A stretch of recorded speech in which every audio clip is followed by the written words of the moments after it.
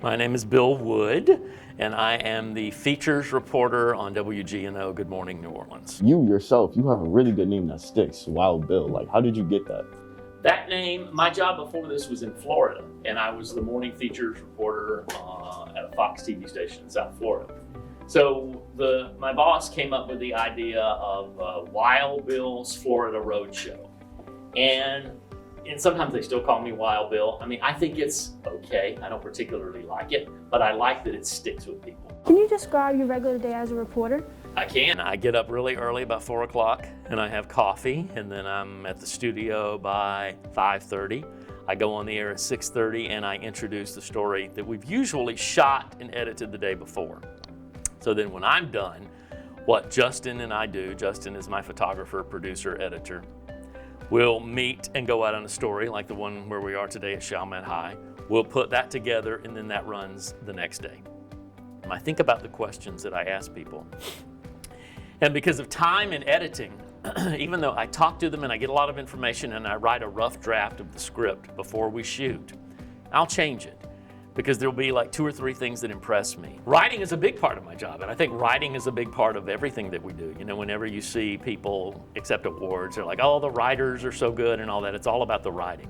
And in the writing, to me, the writing is not just about the words, but it's the whole producing of it. It's everything from when you start thinking about what you're gonna do, when you start thinking about how you're gonna start your day. What are we gonna shoot? How are we gonna set this up? What am I gonna wear? What socks? I mean, you're kind of writing the script even before you put down the first word. It's like when I'm telling him I want shots in the hall without the students. And because my opening line is, if you wander the halls of Chalmette High, you know, there's one guy who never wanted to leave. He's the principal, and he's been here almost half a century. We have, especially when we think something might be an award-winning story, an Emmy award-winning story, we have what we call the oh my God factor. Does that make you go, oh my God? When you hear that so-and-so did this, when you hear that, you know, school bus traveled down the street, if you hear the bus broke down, the bus driver pushed it so that the kids could get to the basketball game on time and they won the state championship. That's kind of an oh my God. I mean, it's like a movie. Everything that we do has a beginning, a middle, and an end.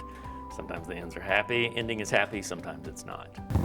What made you realize that you were a storyteller? I don't know that I ever did. I mean, growing up on my grandmother's front porch, we would sit around in the swing on Sunday nights and tell stories. So I think that, I mean, storytelling goes back to when people lived in caves. So storytelling is really everything. I mean, it doesn't have to be a big production. It's just storytelling can just be you telling me, say, hey, did you know what happened? It's kind of like, hey, listen to this. People want to go out and be in the line of work that you're in. What would you give it advice for somebody like me that would like to go ahead and do your job? I think you're already doing it. I mean, you have a class like this. When I went to school, I went to such a small school in my little hometown in South Carolina. I mean, we barely had books. But you have a full-fledged TV studio here. I mean, you've got a whole TV station here. So you've got all the tools that it takes. But the tools are nothing without you, without what's in your head and what's in your heart. So just go for what you want. And I love the expression, be yourself, everybody else is already taken.